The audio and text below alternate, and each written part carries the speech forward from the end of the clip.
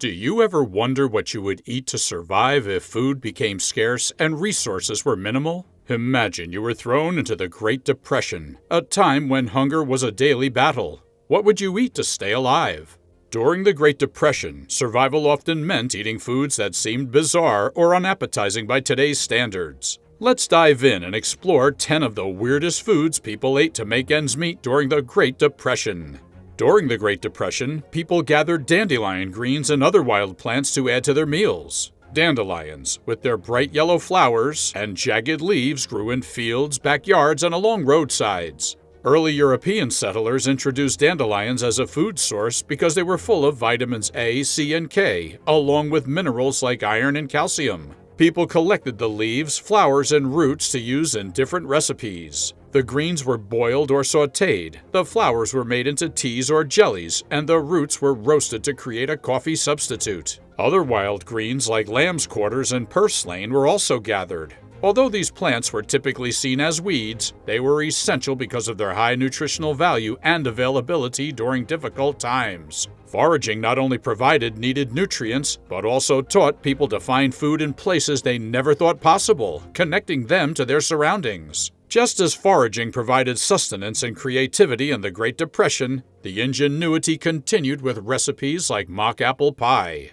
First introduced in the 1930s, it used Ritz crackers as a substitute for apples, making it an affordable alternative when fresh fruit was hard to find. The recipe involved boiling water, sugar, and cream of tartar, followed by adding whole Ritz crackers to the mix. This was poured into a pie shell, topped with cinnamon and a squeeze of lemon. A final layer of crushed crackers, brown sugar, melted butter, and more cinnamon completed the dish before baking.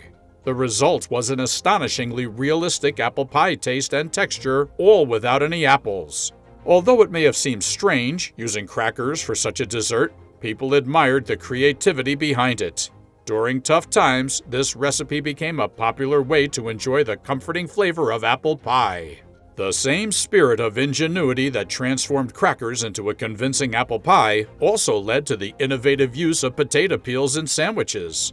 Can you think of making a sandwich out of potato peels? During the Great Depression, people had to get creative to avoid wasting food, and potato peel sandwich were one such invention. In the 1930s, instead of throwing away potato peels, they cleaned them thoroughly and fried or roasted them until crispy. The crispy peels were then seasoned with salt and pepper, with some even adding butter or bacon fat for more flavor. These seasoned peels were placed between slices of bread, sometimes spread with mustard or mayonnaise. The result was a crunchy and savory sandwich that used every part of the potato. Many considered this dish strange because potato peels were usually viewed as scraps, not a meal. Yet, this resourceful way of turning waste into food showed the remarkable creativity and resilience people had during such difficult times, ensuring no part of the potato went unused. This inventive spirit extended beyond just using potato peels. It also found expression in how people made the most of every part of the animal. During the Great Depression, people turned to organ meats like liver, heart, and kidneys as vital food sources because they were cheap and readily available. Liver loaf, a popular dish at the time, was made by mixing ground liver with breadcrumbs, onions, eggs, and seasonings. This mixture was shaped into a loaf and baked until it was firm. Organ meats were packed with essential vitamins and minerals, such as iron, vitamin A, and B vitamins.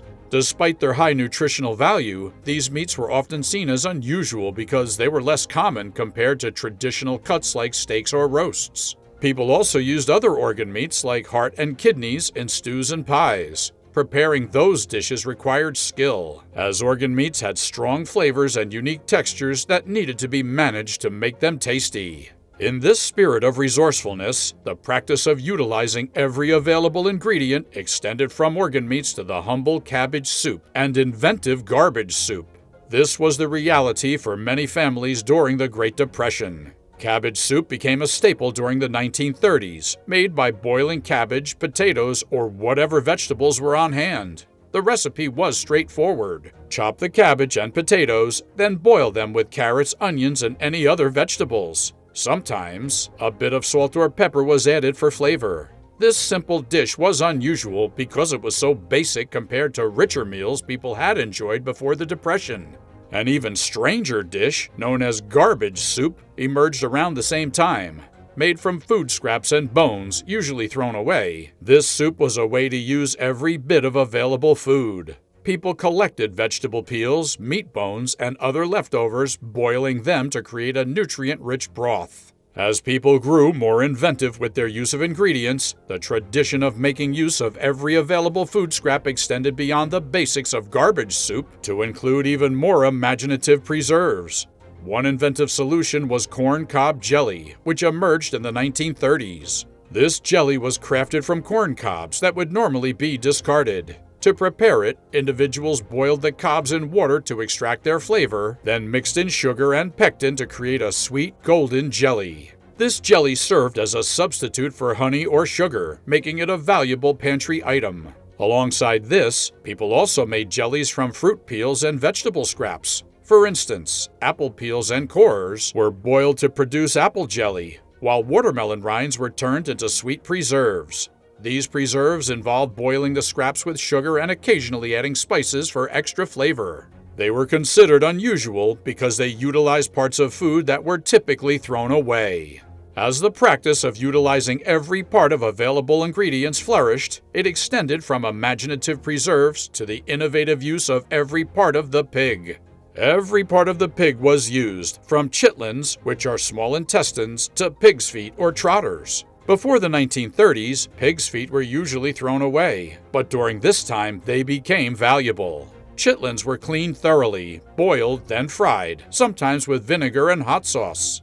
They had a strong smell that some found unusual. Pig's feet were slowly cooked in a rich broth with onions, celery, garlic, and spices until the meat fell off the bone. These foods were packed with nutrients and showed how resourceful people could be in hard times. By using every part of the pig, families stretched their food supplies and made sure nothing went to waste. While the need of utilizing every part of the pig, another form of desperation came to light in the dubious practice of mixing sawdust with flour to stretch bread supplies. Sawdust bread is a topic that grabs attention and raises doubts. Back in the Great Depression, there were rumors that bakers mixed sawdust with flour to make their bread go further. This practice actually started earlier. In the 18th and 19th centuries, some European bakers added sawdust, along with other fillers like chalk and alum, to their bread to save money. Sawdust, or tree flour, was cheap and plentiful, especially when wheat was hard to find. The idea was to make the bread heavier and look more substantial.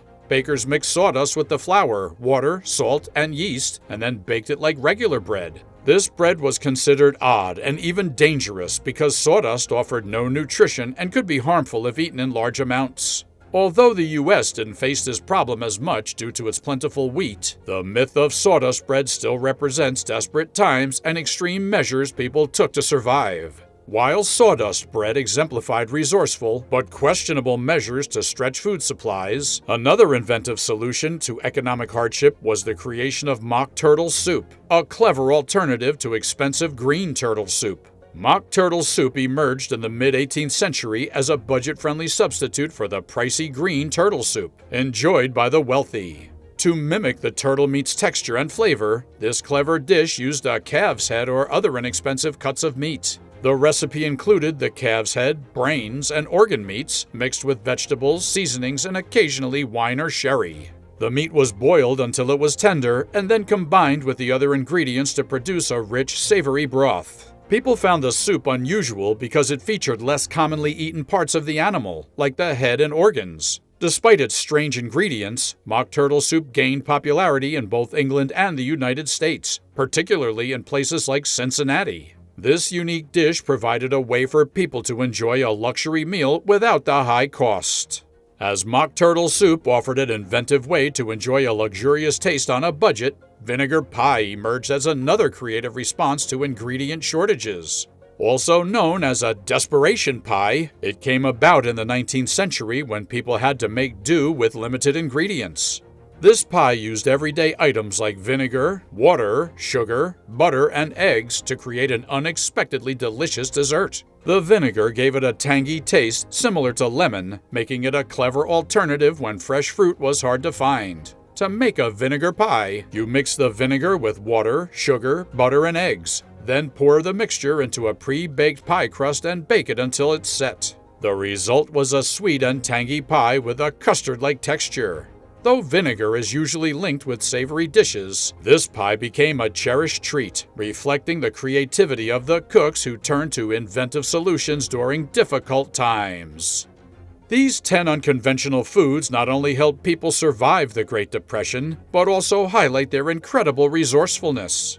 Which of these strange dishes would you be willing to try?